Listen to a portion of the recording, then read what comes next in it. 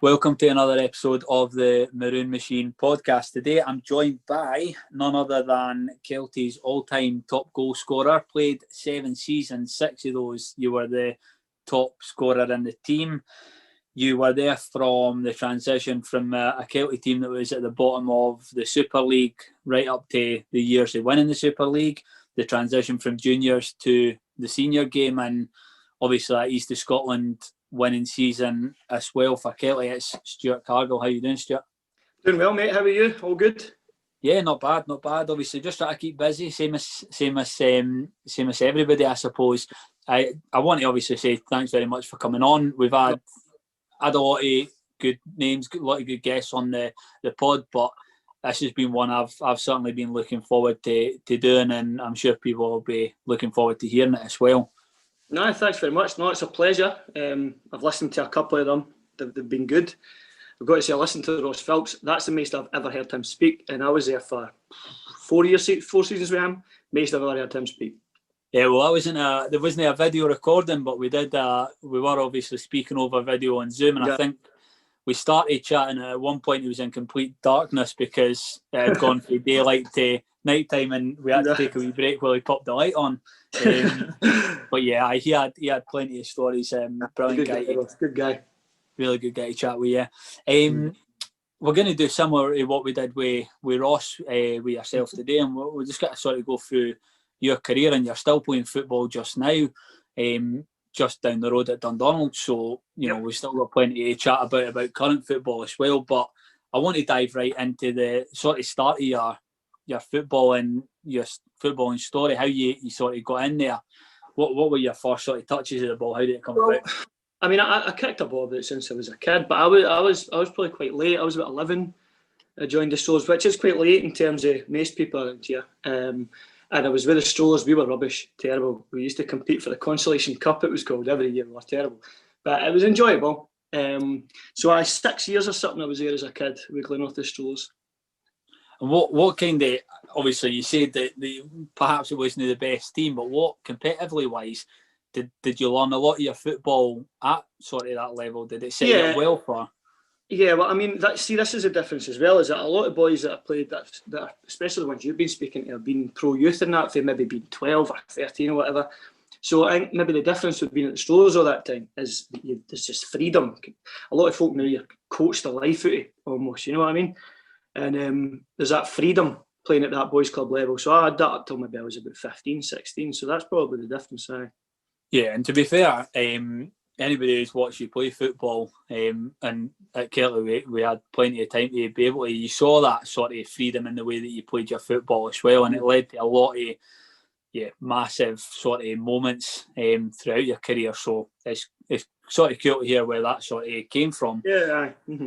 Obviously, you've said a lot of the other boys that come through the pro youth and they bump into a lot of names. What about playing at that level? Is there any of the boys that you played with at sort of that age group that went on to be quite successful as well? To be honest, at my age group, because it was just a Fife league, my age group, the highest was probably actually, I don't know if you remember a guy, Kenny Adamson. He played with us for a season at Kelty a couple of years ago. Aye, rings a bell. He was at Cowdenbeath for basically his whole career before he came to us. That was probably the best, to be honest, at that level. It wasn't until you got into East Fife Boys Club that you started bumping into a couple of bigger names.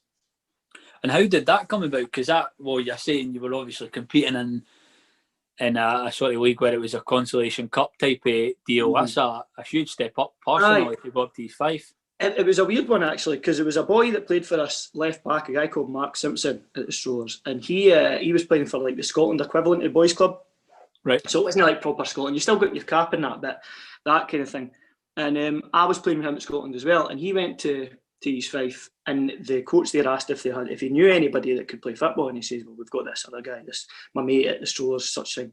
So I just come in for trials, and then it just kind of took off from there, really. It wasn't as if I'd been watched that game. He'd come and watched a couple of games after that, right enough, but that was just the way that went. And did you enjoy your spell when you sort of started working up? Was it under 19s you started at with East Fife? Yeah. Well, it was kind of different back then as well. So you're under 19s for like 2 or 3 years. Really, back then it was meant to be 2, but I started at the the 3 years before. But to be honest, I didn't want to go. I wanted to stay at the Strollers. It was my mum and my dad that kind of pushed me to go. I thought it was going to be too serious, and I wanted to still kick about with my mates and stuff, which is probably a lack of ambition on my part, but I was just a young boy. So it wasn't as if I was desperate to go, but it was good once I got there. I enjoyed it. I'm glad I done it. That's what football's about. You don't want to lose that. It should be about kicking the ball about with your mates, essentially. And when you sort of lose that and it becomes a bit too competitive, I think, certainly from my experience, watching football at all levels, that's what's special about watching football at the level you've played at. Yeah. Well, you were at East Fife. Is that's you got a chance to play at Old Trafford? Is that right? Aye, so that's another weird one. Our manager at under-19s, guy called Gary McAlpine, he was involved with East Fife in the first team and stuff as well after that. But he worked at Audi, and Audi every year had like a sponsorship deal thing with Man United. So each branch of Audi in Britain would play against each other, and there was loads of different places in England because it's massive, obviously, compared to us, and it was just Scotland. But there were a couple of players short, so they asked me and my mate Scott Bizzett, who's a raving lunatic, to go and help him out and go and play down there. So we got down there, and right enough, it was on the park, and it wasn't like 11s; they were cut off pitches. But you're playing out. The thing is, you're actually, because there's that many tours and that going about, there's probably still a good couple of thousand people in the stand as you're playing. They're not watching you, but they're still there. But what an experience that was, the pitch and everything. And then after it, we there was like a dinner and stuff, and you got like a 3-course meal and free bar and everything. And I was only like 18, young boy, probably younger than that. Nah, maybe I was probably 18. And there was like awards for each player, each different top goal scorer and player of the tournament and stuff. And we're in it's like an executive box type thing. And there's a wee treat type of thing at the end of getting the awards. They brought through, Man United were actually having their player of the year in the next box, kind of first team. Right.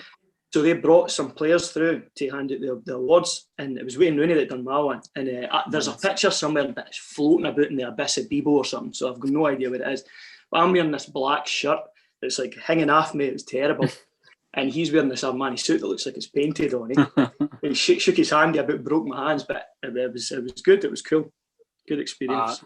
So I think it was that after the free bar that you had that ceremony. Probably that would have been after a couple of drinks. And what did you pick up your award for in that one? I was top goal scorer, I think. I mean, I've actually got the award upstairs someplace, but I've never really looked at it because it's a wee tin pot thing. It's an Audi tournament. It's not as if it's of any prestige, but meeting Rooney, the man himself, was quite good. Absolutely. How did you do in the tournament? Did you do well in the end?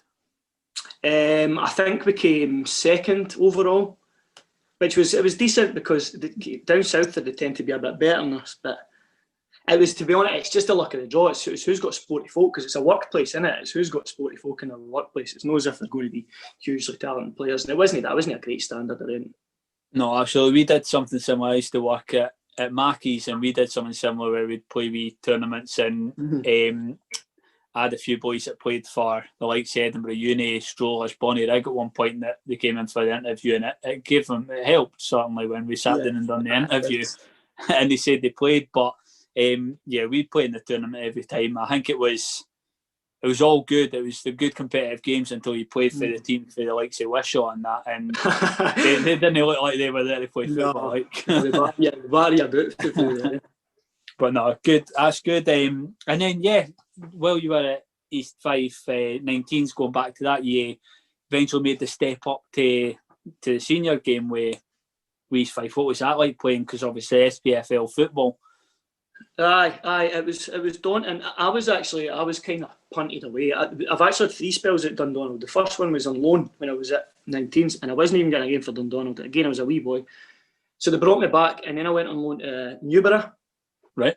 And I'd done quite well there. But again, they were like the bottom. That was the Fife leagues. The junior leagues had like tiers, and the Newborough were in the bottom tier. So they weren't very good. So I was going to stand out, but it wasn't as if I was going to get my chance. That was when the boy Dave Bakey, you remember him? Yeah. He was East Fife manager at the time, so I wasn't getting much, not even training or anything. And then Stevie Crawford came in for the last 4 games because Bakey got the bullet. So for 4 games, Crod's seen me through training at the 19s and whatever, and he says, look, I want to give you a chance for 4 games. I might only have 4 games, so I'll do it. So he brought me back in for them, and I done quite well actually. So I would another 2 seasons after that in the first team. But it was probably down to Craw, because if he'd never got that job, I would have they'd have sold me for a couple of grand to somebody, probably. Yeah, it can go either way. I think when a new gaffer comes in, you could be getting playing time and find yourself all of a sudden without it, or likewise, you could be somebody who's maybe been a bit forgotten or, not noticed. Fresh pair of eyes picks you up there. What was it like playing for Crawford? I had a season ticket when I was sort of the back end of school to go to Dunfermline Athletic games, the days of Brewster and Crawford. So I always enjoyed watching him. But what was he like as a manager? Brilliant. Oh, I loved playing under him. There was 3 of them. There was him, a guy called Scott Crabb, who's probably the funniest. Do you remember him? Hearts legend. He one of the funniest guys I've ever met. And Jason Dare, his brother's leaders at Dundonald now. So they 3 done training, and the training was unbelievable. Everything was with the ball, and it was enjoyable. And it was great to learn from them as well, because Craw was obviously kind of similar. I wouldn't say a similar player, but similar position. He'd kind of went back to centre mid by this point, because he was playing as well. He was still a player manager for a wee while. He went back to centre mid, but he'd always been a striker. I remember at the end of every training session, we used to do shooting, and it was just literally you miss, you're in the shower, and that's it. It's the last one standing. And every single week he won that. Every week. It was unbelievable. I never seen him miss a shot at shooting. Crazy. Absolutely. Obviously, if you went sort of between a few starts and most of your time on the bench, what was it like being at that young age and playing on the bench? Was it quite frustrating, or did you enjoy the experience? Well, it was a bit of both. It was good to be a part of these kind of games, because you'd never done anything like that before. But it started to get a bit annoying. Like, you got a bit frustrated with it. I had a couple of starts, and I'd come on often, so it wasn't as if I was just left to rot on the bench. But it was a great team as well. We had a great squad, that helped, and I got a couple of goals. That team was a right winger. I think he fancied me as a right winger. I think that was probably just because of my size and stuff like that. But it got a bit too much. So Crawford went, and John Robertson came in, and he didn't really take a fancy to me, if I'm being honest. And at the end of that season, which was the second one on, he pulled me into his office and he says, "Look, there's a contract there if you want it. You want to work hard over the summer and stuff, but can't guarantee you game time." This time I was 2021. I went, "Look, just sack it." It says, "Just get me away," because at that age you can't be wasting yourself on the bench. Yeah. Obviously, that was when it came to go to Dundonald and then Kelty, so it worked out quite well. Yeah, and that you'd already spent a wee spell at Dundonald on loan. Did that sort of play a part in why you chose to go there, or was it not really a choice? Was it? No, it was actually the manager. The Newborough manager was the assistant at Dundonald. So I'd spoke to hundreds of teams after that, junior teams and stuff. But he was there, so that was kind of the reason that I went. But there was boys like Sean Gregg. He was there at Dundonald at that time, so he was kind of the deciding factor. Boys like that I knew personally anyway, so that was why I ended up going there. And when you made that switch here to Dundonald, was it sort of instant success? Did you find yourself in the starting lineup for the get-go? Yeah. We actually, our first game was a friendly in St Andrews, and I scored 5 in that. And I thought, Jesus, I maybe dropped a level too far. But our squad was really good, but the teams you were playing weren't good. We didn't even actually win the league that year, believe it or not. Genefield tipped us to it, because I wouldn't say they were better than us, but they were probably a wee bit more consistent. Like, we had a good squad, but we were probably a wee bit too. We like to carry on as well, so it probably didn't favour us too well. I played up front with Big Shaq that year. Me and him were up front. We battered in. He must have been on about 20 goals. He was ahead of me in the top goal scorer race, and he broke his leg, which he likes to do. And I managed to take over him, but had it not been for that, he'd have been top goal scorer. An unbelievable striker he was. Yeah, no, absolutely. And we'll talk a lot about Dundonald, particularly because you're there just now. But before we get into Dundonald, you only spent a year that sort of, I say first stint, but second stint with them, before you made that move to Kelty in 2012. How did it come about, that move? Well, again, when I left East Fife, it was Keith Burgess was the manager there at Kelty at that time. And he tried to get me when I left East Fife, and I turned him down to go to Dundonald. So at the end of that year, there was actually all the boys left. There was a bit going on at Dundonald, and most of the boys left. So everybody went to Kirkcaldy, but I didn't really fancy staying at that level. I wanted to try myself a wee bit higher, and Bird just came in again and gave me a ring and asked me if I wanted to go up for a chat. So that time I decided it was for me. That first season at Kelty, it was a tough time for Kelty at that point. I suppose there was a wee bit of feeling that wasn't quite reaching the peak of where we were capable of reaching, but you still went in there. I think you were still top goal scorer that first season that you went to Kelty. What was it like when you moved in? It was good. It was different. I noticed a big difference in physicality. Probably it was quite physical at East Fife, but you had more time in the ball and stuff. And you move up to the Super League at this level, and it was a lot more physical. And we had boys like Steph Winiarski. I don't know, is he still on the coaching team at Kelty? Or he does a lot more of the community club stuff at the moment, but he's still around. He's still a constant face here. He was a player at that time. He was brilliant and probably helped me a lot in the first few years. And but I came in with Big Brian Ritchie. Me and him came in at the same time, and it was boys like Roger Duffy and that. It was a good squad. The first year actually wasn't too bad. I think we finished 5th. Yeah. That was under Keith Burgess. We done away all right, kind of mid-table mediocrity, so no great, but it wasn't until probably the next year that we didn't do so well. And you mentioned that team though from that first season. You know, you played with the likes of Duffin and Steph.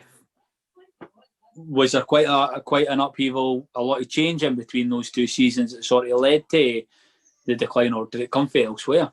No, I think you're probably right. I think when you speak about boys like Duffin stayed on for a couple of years, but boys like Steph and that were getting on a bit. He was ready to hang them up. So it was probably just the end of an era for that Celtic team that I just came into. And then there was a few Edinburgh boys that kind of left. Guy Dan Smith that plays for Lothian. Another couple of boys, his mates, they decided to leave. So it was just kind of the old in with the new basically by that point. It probably left us a bit threadbare for that next year, and that was probably the beginning of the rebuild. Yeah, so what was it like that season? Actually, before I get on to the next season, I just want to drill in on something you said there about joining Kelty in the Super League. Did you feel like that was a step up for East Fife as far as quality went at the time? Because the Super League was obviously flying at that point. No, it's different. It's different. Like I said, when you were playing at the SPFL, it was League One I was in at the time. I can't. It might even have been. Listen, I'm that old. It might even have been Division 2 at that point. I don't know if they changed the name yet. But like I said, there was a wee bit more time on the ball there. In the Super League, you didn't have as much time on the ball, so it was probably more technical at East Fife, a bit more physical in the Super League. But the standard wasn't a million miles off. Like it was still a good standard. And Lithgow and stuff were a lot better back then, and Bo'ness, they were kind of high flying. So standard was good. Absolutely, and I think that those are a couple of the teams that are sort of slowly coming back. Kelty obviously dead forward thinking, and we were quite fortunate that we took that plunge early on. But teams like your Bo'ness and your Lithgow, they're going to be around in the next sort of 5 to 10 years. So I think they'll come right back into it. No, definitely. So how did it feel when that second season came around? And yeah, I mean, your whole time when you've sort of been in football, you say that Dundonald there, you were just picked by Genefield. It was a decent East Fife team that you were in when you first came to Kelty. You were sort of mid-table, 5th. It was still the top end of the table.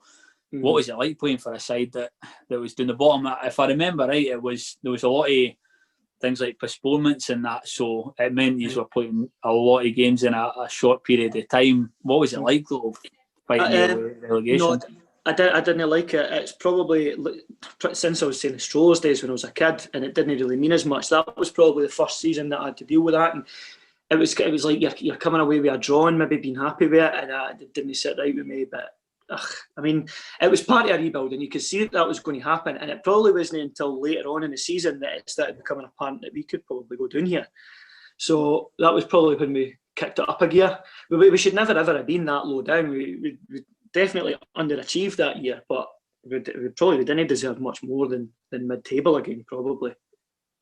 And then, this rebuild, that's been, Kelty's got a huge history, even though they've not been around for, in football terms, a great length of time. But that rebuild, that's a massive part of the Kelty Hearts story. What was it like? What was some of the boys, because obviously they brought in a lot of new players sort of around about that time that were at Kelty for a long time. Who were some of the guys that sort of stood out that you really clicked with as soon as they came through the door?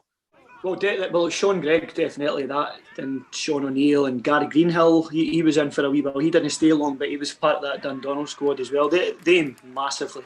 And then a little bit later on, when Murray came in, they made a big difference. The big difference, the thing that was the main factor was Tam getting the job. It was a guy Willie Newbiggin that had the job at the start, and it didn't work for whatever reason with him. And Tam's a player, and when Willie stepped down or got the bullet, don't even know how it worked, Tam took over, and that was probably the deciding factor, because everything just went up about 1,000 notches with him. It was so serious, but it was good.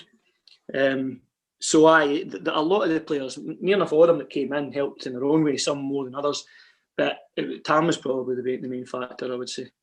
Yeah, sure. And do you think, obviously, you've been playing a few years, but you're still young at that point. Did you learn quite a lot for Tam when he took over at Kelty? I learned Tam's the best manager I've had by maybe not by far, but definitely the best manager I've had. He was hard to work under, and he'll not be surprised to hear me say that, but he improved me the most, definitely. Definitely, he's got that reputation for being a sort of no nonsense kind of manager, but everybody who's played for him, they've got that. He certainly had the respect.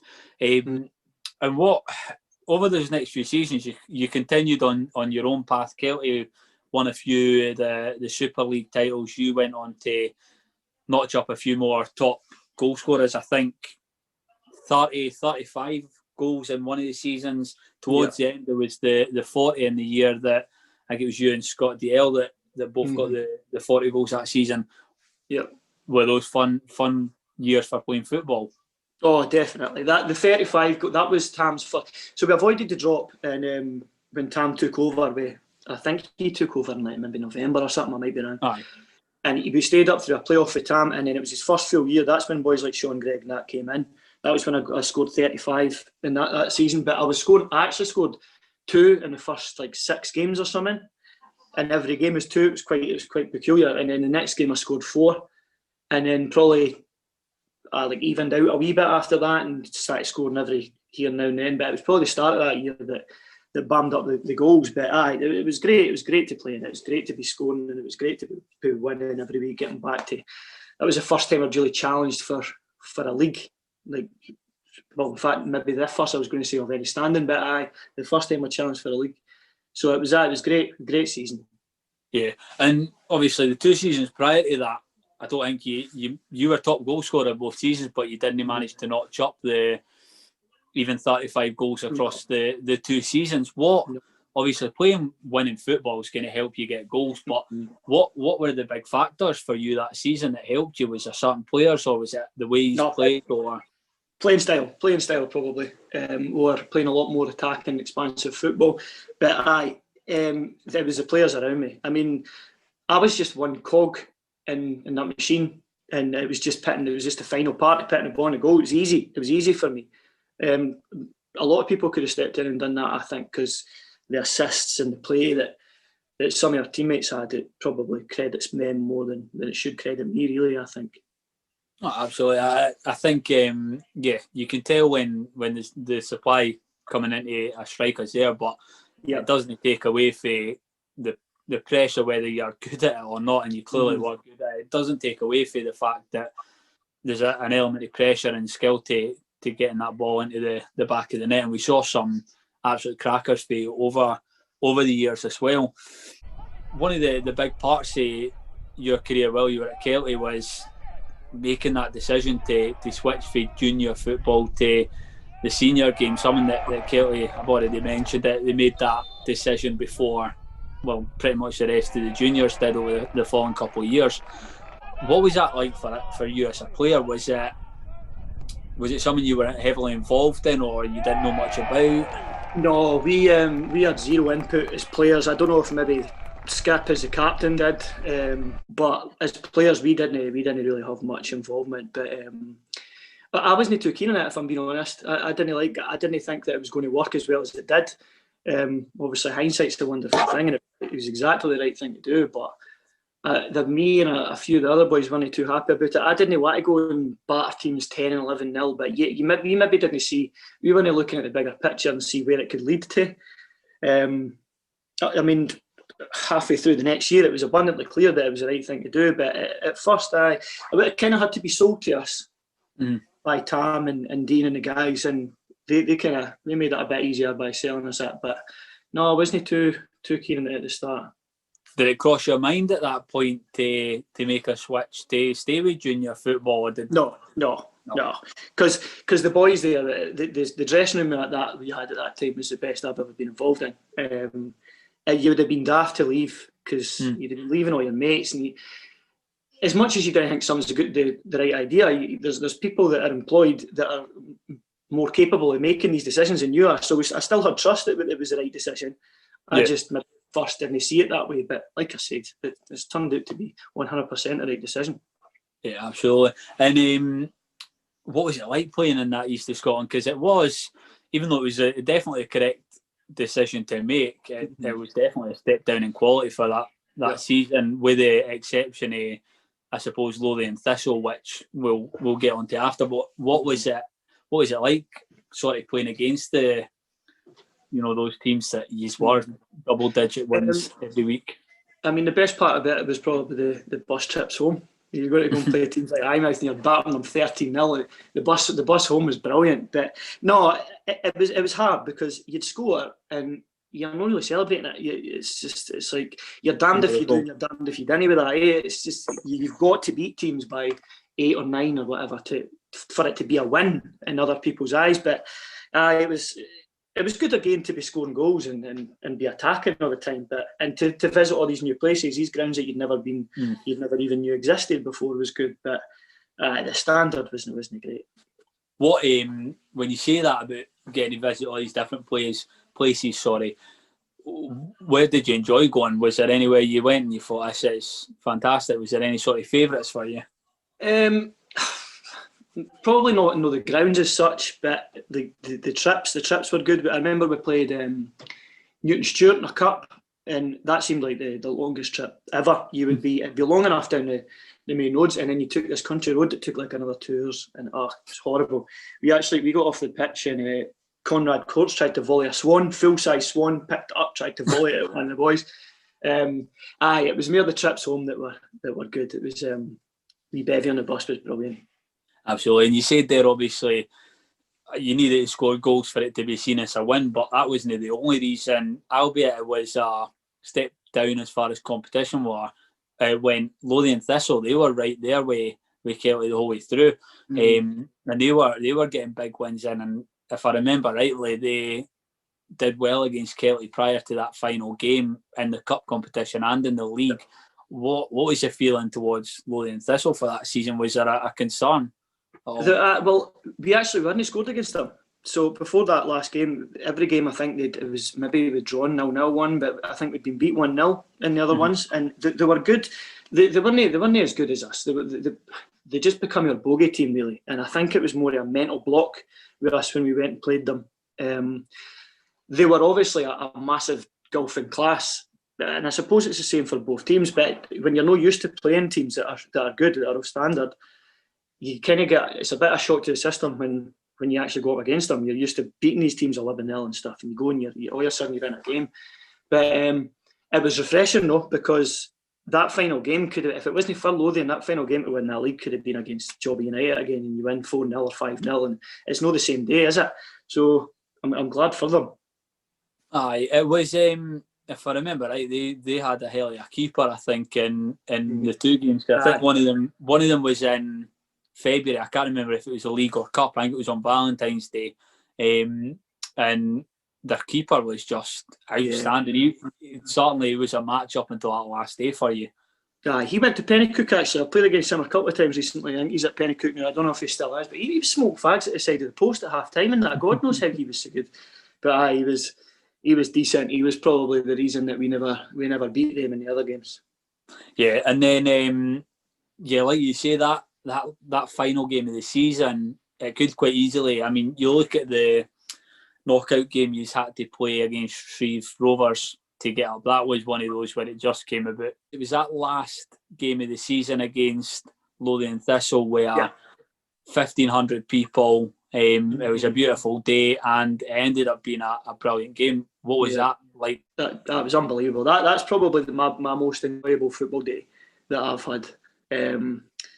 Place was buzzing. I remember I stocked my kitchen that morning. I didn't only get nervous before football games or anything, but I was doing paces up and down my kitchen. My head was all over the place. But a great day. The sun was shining as well. It kind of added to it. I had my girlfriend was there and a couple of my mates, and my girlfriend's mum and stepdad, and it just come together perfectly. It was a Roy the Rover stuff. It was, and you scored an absolute peach in that one as well. That helped on the way. How I suppose how special was that goal? And on the back of that question, throughout your time with Kelty, what goals sort of stood out for you? What were the big ones for you? Probably the Lothian. They've all kind of were towards the end of the Kelty career. I would say the Dalbeattie one in the Scottish Cup, and then the one at Edusport, away from me with Edusport at the time, and the overhead kick are probably the big ones. But do you know what I like the tap-ins? I like the wee tap-ins because you have to work hard for them. It's about instinct and just in the right place at the right time. But that goal in the Lothian game, I should have laid that. I should have laid that off. I've watched that back, and Nelly's right in front of me, and he's facing me.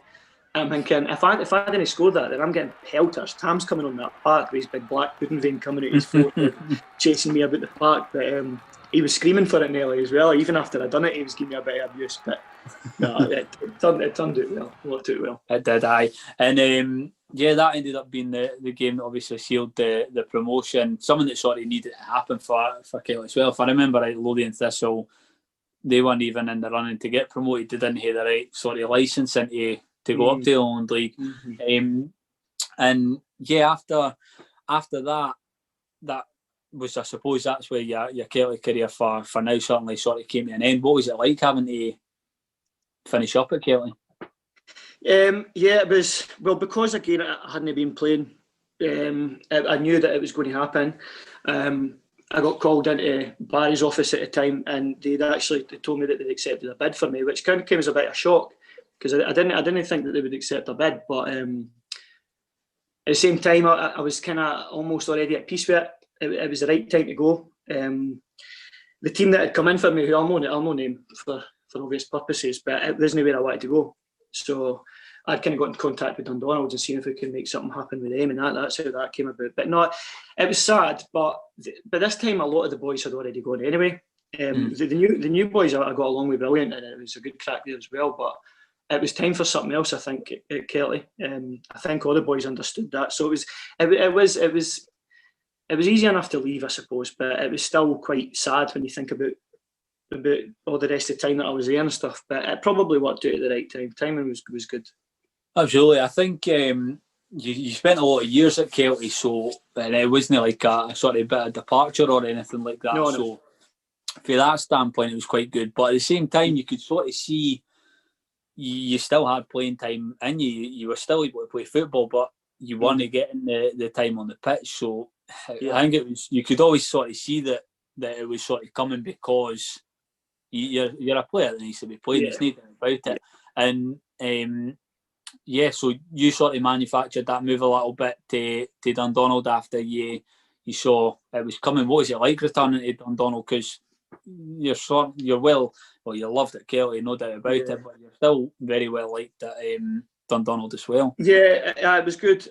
There's obvious differences with the two teams. I remember the first training session that I went down. It hadn't even been done yet. It was just about to be done on a Thursday. So I'm kind of sitting in my car. I don't know whether it got to Kelty or whether it got to Dundonald. And ended up going to Dundonald because it went through, and they're away. The Kelty boys are away to Hilton. They're doing a Hilton for like a warm down thing or something. They're side of the pool and chilling out and everything.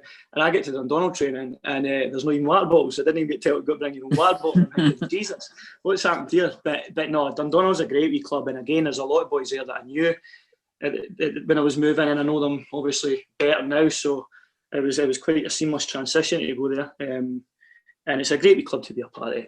It's kind of similar to Kelty in terms of the village mentality and all the kind of morals that they've got. So it's good. It's good. Yeah, and you've got there's a few familiar faces at Dundonald as well that have played previously at Kelty. How much does that help? You know, obviously playing alongside boys that you played alongside before. It does. It helps.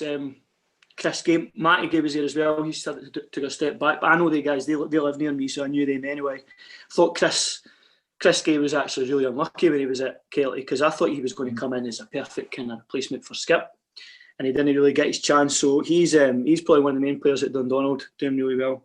And it's good. It's good that the familiar faces are there. But I mean, like I said, I kind of knew them anyway for other walks of life. So it definitely helps. Aye, and you've had some big games while you've been at Dundonald as well. Yep.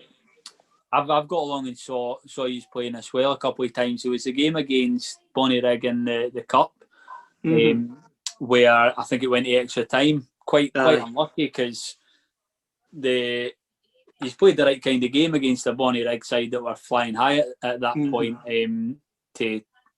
I think it was at Trinent, if I remember right. Aye, it was. More recently as well, there was obviously a return to New Central Park for you as well against Queen's Park in the Scottish Cup. Yeah. How's it been back at Dundonald? Has there been some games that sort of stick out for yourself that you've enjoyed?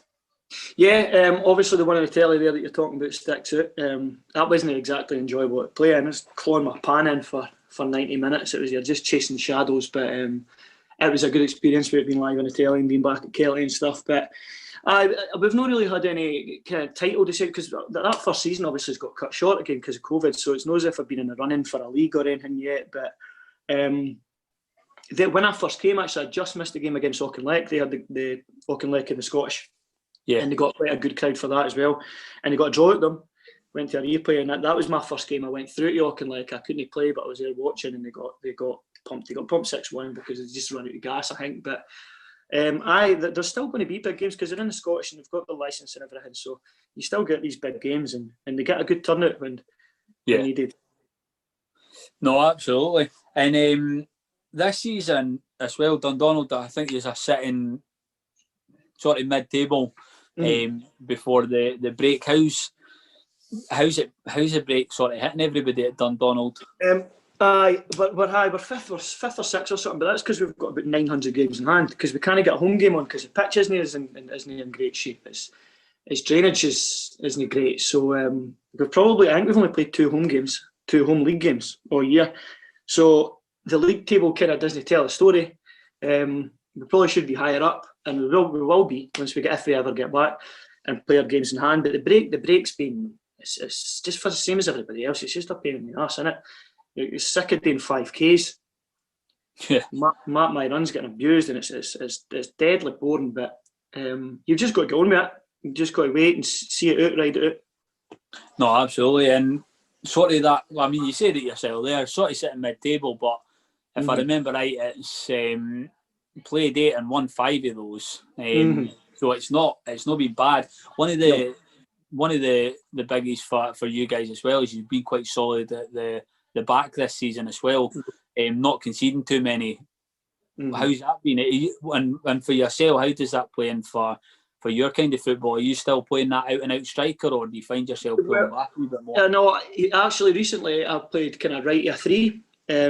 Our manager's Kevin Fotheringham, a guy called Bibby, who was 85 for me actually, and he was a defender in this time, so he's kind of, as in before when it was Lee Dare that was in charge, he's an assistant now, but he was an attacker, so we played a lot more attacking football, and we'd win 5-4, whereas Bibby's came in and we're winning 1-0, and so it's different. But he's playing me right at 3, which is good, because if you're sitting in, you're going to catch teams in the counter attack, which is probably what applies to my strengths the best, because kind of hitting teams in a shock. But I still get plenty of chances. It's maybe not as much as Kelty because of the type of football that we play, but it's equally as enjoyable.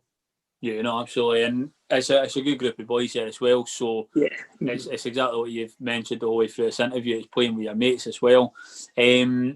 What do you reckon? You've clearly still got football in you, but what about your future? What do you see in your future as far as football? Is it something you still want to be involved in? In some capacity, I think I'd struggle without it. Lockdown's probably proved that to me. I thought I'd be able to just walk away from it and no bother, but you miss it so much that I think when the time comes, I'll probably lose a bit of enthusiasm for playing. My legs will go a bit, but I'll still like to be involved in some capacity. But I don't know if I want to be a manager. There's a lot of work goes into that I've seen for Tam and Barry and Bibbin that now that takes a lot out of you. So maybe an assistant manager or something like that, or some form of coaching. But I'll definitely be involved in some capacity. Oh, absolutely. Well, look, thanks very much for coming on here and a chat with us. It was brilliant to hear we run through your career and see what some of the highlights were for yourself. It'll hopefully not be the last time that we're able to catch up with you, especially when we can get fans back in, and hopefully I'll definitely be along it to see Dundonald, because it's a team that I think all Kelty fans are quite fond of for obvious reasons now, and hopefully you get along to New Central Park at some point as well. Yep, perfect. Pleasure, mate. Enjoyed that. Yeah, thanks very much.